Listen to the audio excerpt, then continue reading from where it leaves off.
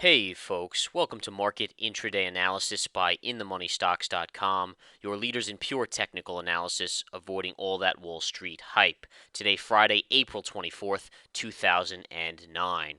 Well, really a pretty wacky day on Wall Street again today because we had some earnings yesterday after the bell that really impacted this morning's trading. Now we've kind of settled into this slightly higher range where we just continue to float up on very, and I say again, very light volume ahead of the stress test criteria report that is supposed to come out at 2 p.m. Eastern Time today.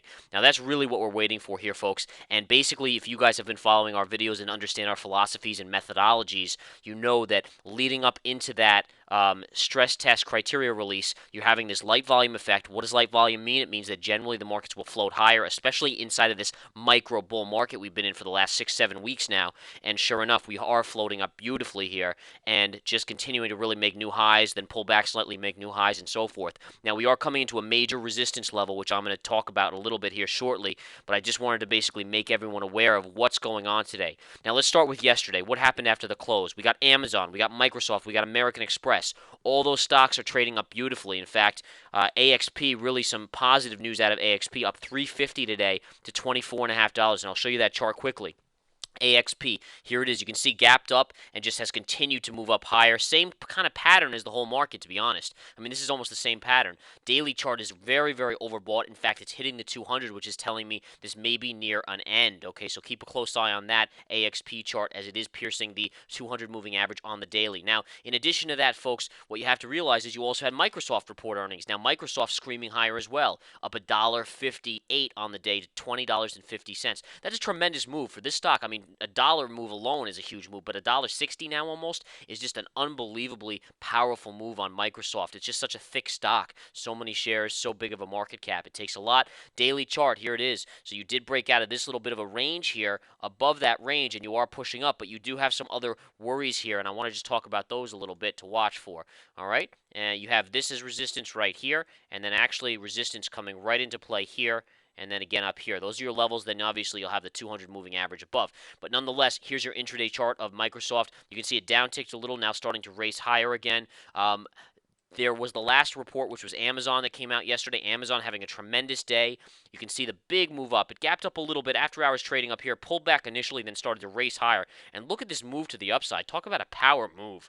Really got to about a high of $86.68, which is right up here. Now, that is resistance. That's into a pretty major resistance line on the Amazon chart. Watch that $86.75 to $87 level, as in my opinion, that's a very strong resistance level on the Amazon chart. Could be some major resistance. This pattern right now on the intraday is actually slightly bearish. If it stays in this sideways pattern, and I'll draw that in, this is somewhat of a little bearish pattern off of this down move. So be aware of that. Maybe you have a downtick to the 20 moving average. Now, all of this means nothing. Why? Because the market is going to get its cue from the criteria release at 2 o'clock on that stress test, folks. Now, it's kind of a catch-22 in my opinion, and I'm going to go back to the spiders so we can look at this, and you can see the spiders bouncing right back up. And I just want to stress this again, guys. Look at the volume.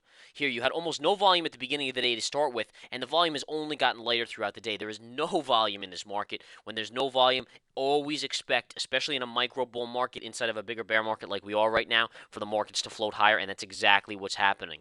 Now, the key here, guys, is this. All right, at 2 o'clock, we're going to get that word out on the criteria. Now, it's not as much as knowing the results of the stress test. Now, the interesting thing and kind of the shady thing in my book is that the banks themselves are going to find out the results of the stress test, but the actual Wall Street players and the commoners, if you will, all the normal people out there, all the everyday folk, are not. So you have to kind of question that, and at least I do question that a little bit, and not quite understand why everyone else, these banks, are getting it. Secrecy, all that nonsense. But I mean, in reality, the whole idea of Obama's administration now is to be, see-throughs, to be kind of, showing everyone everything. And I'm a little suspect of, these type of things. What does this mean? What if the stress test is bad? What if it's good? How are we going to react, and so forth? All these things come into play here at 2 o'clock. And then I think on May 4th, we actually, everyone else gets the internal, what does the stress test reveal, after the banks are allowed to come back with kind of some subsidies and changes, and we're going to do this, we're going to do that, and then it'll be released to the public. But Nonetheless, you have to be thinking that this light volume move up is not that powerful. Why? Because there's no volume behind it. I am a little suspect of this today, and I do have a lot of resistance. This is a resistance line. You can see the line's working perfectly today. First of all, take a look at this. Here's where we opened, folks. You opened up here, and you raced right down, and you basically went right to this green trend line and this pink one. I want to show you where I get this pink one from.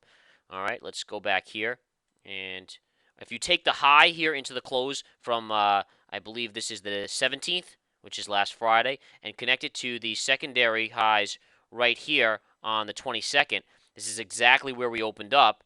As you can see, look at the cross as this slides down. Sure enough, what do we come into? We come into the necktie. Remember, neckties of trend line analysis or moving averages is key. Absolutely tremendous key, all right? So important here in this situation. And you can see the bounce in the market right off that. We started to race higher, consolidated. Notice the bullish consolidation. Now, this is interesting because we got a little bit of a topping tail here and it never got taken out. So that meant we were going to see more downside. And we saw 1, 2, 3 candles downside. And then we got a bottoming tail, which means you're going to see more upside.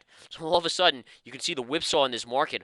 Topping tail downside, and then you got a bottoming tail after a couple candles down, which tells you you're going to go up, and that's been the true pattern for the day, guys. Just a continual move up on very light volume as this market's raced higher. You can see you actually got a little bit of a top put in here, right under resistance up here at 86.75 or so, 86.70. Pulled back into that nice consolidation, bullish consolidation off this up move. What does that tell us? Another move coming. Goes right to the pink line, which is right at 86.90. That's resistance right now. You can see a strong pullback, strong pullback and push type of activity going on here as the market's trying to break out through this. If we get through this, your next level is going to be 87, folks. 87, a big level. It's coming up not too far after, very close. There's a lot of resistance right up here, so watch that as light volume could be coming into heavy volume this afternoon if we get some interesting news at 2 p.m. All right, again, Fridays, folks, interesting Fridays. Generally, they're up days. Why are they generally up, especially in this market? Because generally people don't want the market or the powers that be, whether it's the Treasury, the PPT, whatever it may be, they don't want the market to necessarily go down into a weekend. You want everyone happy. You want consumers happy going into a weekend. And you generally, you sometimes see that type of effect. In fact, more often than not lately, we've seen light volume Fridays, which allows it to float up. That is very often what happens. And again, why? Because you want consumers out there spending. You don't want to end on a bad note where we have a 300-point down day or 500-point down day. Everyone on the weekend gets very cautious and not spending. It's our economy, we should know by now, is based on consumer spending, and they need it to start up. With the job losses we're seeing, it's very tough. And when every week you're seeing 600,000 or more jobless claims filed, that's bad. I mean, that's bad. You're adding a huge amount of activity here, and that's not good to the jobless side of things because those are not people that are going to be out spending. I can promise you that. You lose your job, it's not like you're running out to the mall to buy the new this or the new that. All right, folks. So keep an eye on this. Anywhere between the 60, 86, 80 and 87 level is major resistance. This is a major level, folks, going back to a gap fill level. Watch this intraday. If we get that news later today, it could mean a sell-off, could be on the horizon. That's very possible in this market. All right, also watch for volume to pick up. You get volume to pick up, in my opinion, you'll see the true move of this market, and continue to watch those players with earnings. Quickly, just a quick note on the 60-minute. Here's my 60-minute chart, folks, and you can see why there's a lot of resistance right up here. And starting right to this 87 level, if you get through 87, then you're probably going to go to the highs back on the 17th, which will be key as well.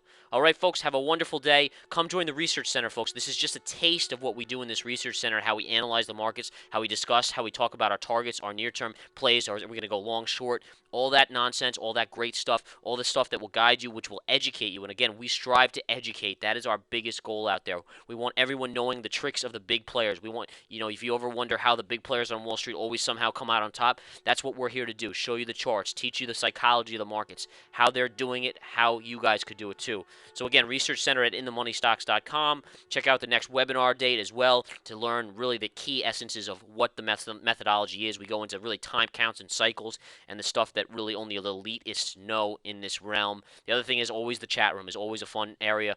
Live charts of our charts as we're analyzing, day trading, all that fun stuff for you guys to listen to. Have a wonderful day, guys. Thank you for viewing. We'll talk to you soon.